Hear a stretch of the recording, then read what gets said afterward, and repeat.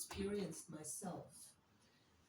And it doesn't really matter where you are. It's very similar, like the character of a town, how people interact with each other in a small town. It's very similar everywhere. So I'll work that in as well from my own experience. But I always learn new things, and I find it exciting. So now I know so much more about all the things that I've written about in the book,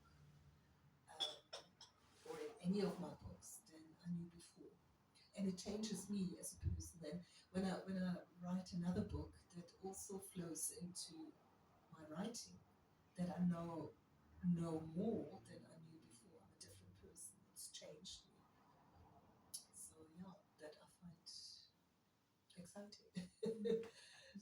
Yeah. Did you consciously choose a particular narrative style or tone to best convey the story and its themes? No, it's like I can't say that I did. I mean, the book also changed. Like I would take a chapter and put it somewhere else, or parts of a chapter and move them around. So I can't say that I have a certain style. I like to describe, but not at length. I like to describe. I like to paint a picture. I would call it that. So where I am, because I want the reader to connect with the environment where they are, and I want them to tune in to the story before I start telling the story. So I do that for a little bit, and also in between. So now we're in a different environment. I think the story also goes to Mozambique. I like to just describe that and how it feels differently, how it smells differently.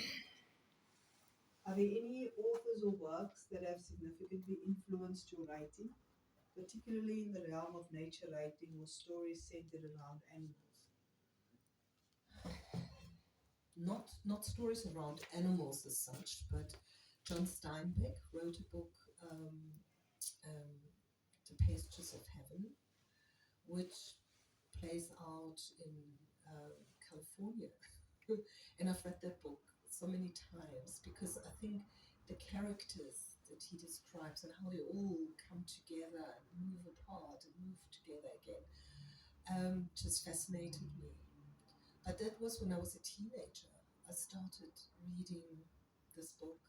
So this particular book, I haven't read anything else by John Steinbeck but this book.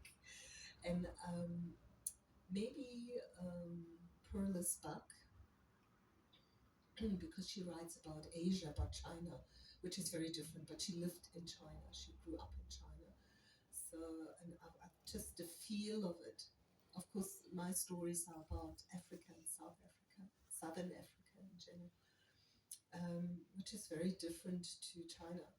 But just I think the way she tries to feel into certain aspects of life influenced me as well. Yeah, there's so many authors. I used to read so much. I used to have like 2, 3, 4 books next to my bed and would like read them simultaneously. And now I read more books and research for my books.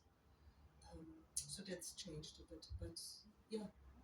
That's interesting. So we're going to look ahead now as we're getting to the end of the questions. What do you hope readers will take away with them after finishing The Rhino Whisperer? That I always like to have an upbeat tone to my books. So it's not like I'm not